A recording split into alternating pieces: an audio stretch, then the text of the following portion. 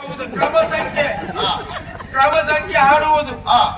ಒಂದು ಕ್ರಮ ಸಂಖ್ಯೆ ಆಚೆ ಈಚೆ ಕಡಿಮೆ ಆಗುವುದು ಸ್ವಾಮಿ. ಏನ್ ಮಾಡುವುದು? ನೀನು ಆಡೋ ದಿವಸ ಬುಡದ ಸಂಖ್ಯೆ ಬರ್ತದೆ, ಕೊನೆ ಸಂಖ್ಯೆ ಬರುವುದಿಲ್ಲ. ನಾಳೆ ಒಂದು ಕೆಲಸ ಮಾಡು, ಮರುದಿವಸ ಬಂದ್ರು ಬರ್ತದೆ. ಬುಡ ಸಂಖ್ಯೆ ಬಿಡು, ಕೊನೆ ಸಂಖ್ಯೆಯಿಂದ ಆಡುತ್ತೋ ನಾಳೆಯಿಂದ. ಎಲ್ಲ ಬರ್ತದೆ ಬರ್ತದೆ. ಅನುಗ್ರಹ ಮಾಡಿ ಒಂದು ಕೆಲಸ ಮಾಡು, ನೇರವಾಗಿ ನೀನು ಈ ದಿಕ್ಕನ್ನು ಬಿಡಬೇಕು. ಮತ್ತೆ ಎಲ್ಲಿಗೆ ಹೋಗ್ಬೇಕು? ದಕ್ಷಿಣ ದಿಕ್ಕಿಗೆ ಹೋಗು. ದಕ್ಷಿಣ ದಿಕ್ಕಿಗೆ ಆ ಕಡೆ ಹೋಗ್ಬೇಕು.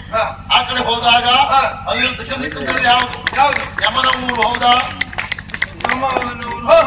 ದಕ್ಷಿಣ. ಆ ಕಡೆಗೆ ಹೋಗಿ ಅಲ್ಲೇ ಕೂತು ನಿನ್ ಚಟುವಟಿಕೆ ಶುರು ಮಾಡು. ಆ ಯಮ ಬರ್ತಾನೆ ನಿನ್ ತಗೊಂಡು ಹೋಗ್ಲಿಕ್ಕೆಲ್ಲ, ನಿನಗೆ ಅನುಗ್ರಹ ಮಾಡ್ಲಿಕ್ಕೆ. ಯಮನ ಅನುಗ್ರಹ ಆಗ್ತದೆ ಸ್ವಾಮಿ. ಆಗ ನೀ ಯಾವ ಸಂಖ್ಯೆ ಆಡಿದ್ರು ಆ ಸಂಖ್ಯೆ ಒಂದೇ ಬರ್ತದೆ. ಗೊತ್ತಾಯ್ತಲ್ಲ? ಜಾಗ್ರತೆ ಆಡು.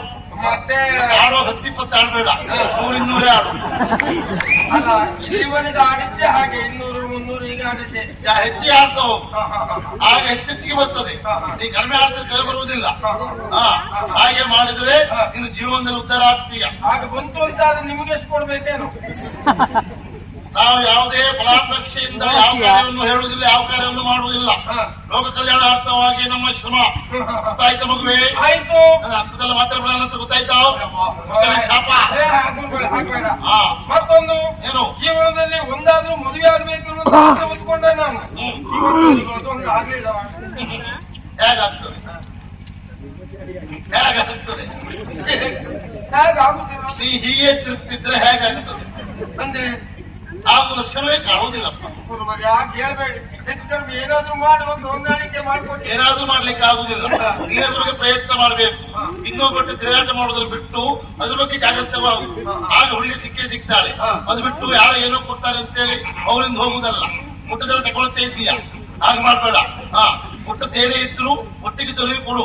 ಅಡ್ಡಿಲ್ಲ, ತಗೊಳ್ಬೇಡ, ಒಳ್ಳೇದಲ್ಲ ಅದು. ಅಂತದ್ದೇನಾದ್ರು ಆಯ್ತು ಅಂತ ಆದ್ರೆ ನಿಮ್ಗೆ ತಂದು ಕೊಡ್ತೇನೆ. ನನಗೆ ಬೇಡ, ಒಂದು ಫಲಾಪೇಕ್ಷೆ ಇಲ್ವೇ ಇಲ್ಲ.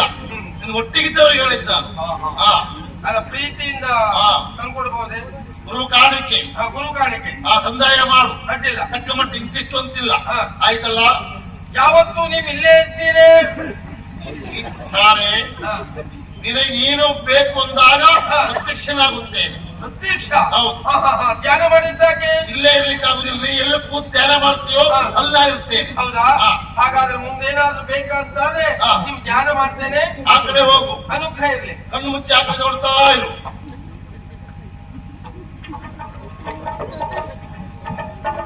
ಗುರುವಯ್ಯ ಗುರುವಯ್ಯ ಒಲಿಯ ಗುರು ಗುರುವಯ್ಯ ಒಲಿಯ ಗುರುವಯ್ಯ ಧ್ಯಾನ ಮಾಡ್ತಿದ್ದೆ ಮಾರ.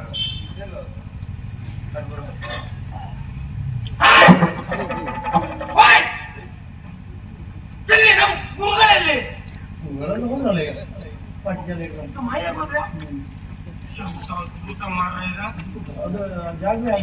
ಅಲ್ಲ, ಅಯ್ಯಪ್ಪ, ಇನ್ನೇ ವಾರದಲ್ಲಿ ಒಂದ್ ದಿವಸ ಆದ್ರೂ ಈ ಸ್ಥಳಕ್ಕೆ ಬಂದು ಹೋಗುವುದೇ ನಾನೀಗ.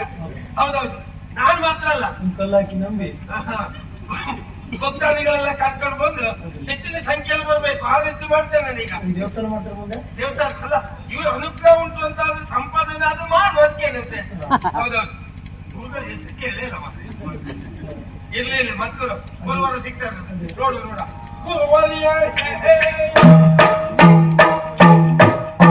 ಪ್ರಿಯ ವೀಕ್ಷಕರೇ, ಈ ವಿಡಿಯೋವನ್ನು ನೋಡಿ ಹಾಗೆ ಸುಮ್ಮನಾಗಬೇಡಿ. ಕಲಾಜೀವಿ ಯೂಟ್ಯೂಬ್ ಚಾನಲ್ ಅನ್ನ ಶೇರ್ ಮಾಡಿ ಮತ್ತು ಸಬ್ಸ್ಕ್ರೈಬ್ ಮಾಡಿ. ನಮ್ಮ ಚಾನೆಲ್ ಅನ್ನು ಸಬ್ಸ್ಕ್ರೈಬ್ ಮಾಡಿ ಪ್ಲೀಸ್.